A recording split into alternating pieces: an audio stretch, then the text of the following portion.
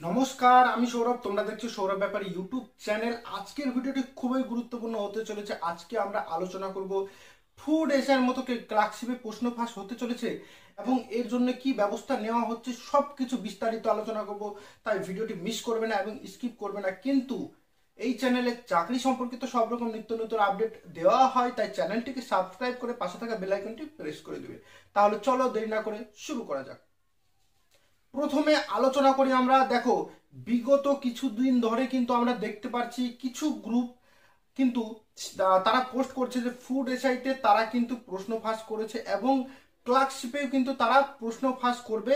এবং মানে এমন ভাবে বলছে যেন ক্লার্কশিপের নামটা কিন্তু বলছে না, কিন্তু তারা কিন্তু প্রশ্ন ফাঁস করতে চলেছে। তারা প্রশ্নপত্র বিক্রি করবে এবং হয়তো কিছু ছেলেপেলে সেখানে পয়সা অলরেডি দিয়েও ফেলেছে এবং সেই গ্রুপ কিন্তু সেখানে তার পেমেন্ট আইডিও কিন্তু দিয়েছে এবং সেখানে পেমেন্ট আইডিতে নামও একটা পাওয়া গিয়েছে।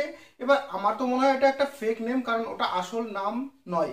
তারপর পরই হোয়াইট পলিটিক্স এবং তোমরা সবাই মিলে মেল ক্যাম্পেনিং করেছো, তার ফলে বিরাট একটা প্রভাব পড়েছে এবং বিভিন্ন দপ্তর এবং তার সঙ্গে পুলিশ, লাল বাজারের পুলিশ কিন্তু অ্যাক্টিভ হয়েছে এবং এইসব গ্রুপের 12টা বাজিয়ে দিয়েছে। গ্রুপে নিজেই পোস্ট করেছে যে গ্রুপগুলো বন্ধ হয়ে যাচ্ছে এবং পেমেন্ট আইডি নাকি বন্ধ হয়ে যাচ্ছে, এমন কিছু পোস্ট করেছে। তার মানে কিন্তু বোঝা যাচ্ছে যে অ্যাকশন কিন্তু পুলিশ নিচ্ছে এবং বিভিন্ন দপ্তর থেকে কিন্তু অ্যাকশন নিচ্ছে। এবার তোমাদেরকে বলবো, এখন আন্দোলনের সময় না, এখন ডিমোটিভেট হওয়ার সময়ও না। এবং তোমাদেরকে বলবো তোমরা মন দিয়ে পড়াশোনা করো। আর কয়েকটা দিন পরে তোমাদের কিন্তু পরীক্ষা হতে চলেছে এবং মোবাইলটা কিন্তু তোমাদের কাছে আছে। মোবাইলটা এখন তোমাদের সব থেকে বড় পাওয়ার।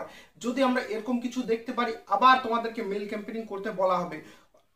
আগের মেল ক্যাম্পেনিং এ আমি ছিলাম, কিন্তু পরেরটা আমি থাকতে পারিনি, কারণ এই সময় তো জানো যে সবার শরীর খারাপ হচ্ছে। আমারও শরীর খারাপ ছিল, অসুস্থ ছিলাম। এখন একটু সুস্থ আছি এবং আশা করব তোমরা সবাই যেন সুস্থ থাকো এবং ভালো মতো পরীক্ষা দাও এবং তোমাদের চাকরি আদায় করে নাও। ধন্যবাদ সবাইকে।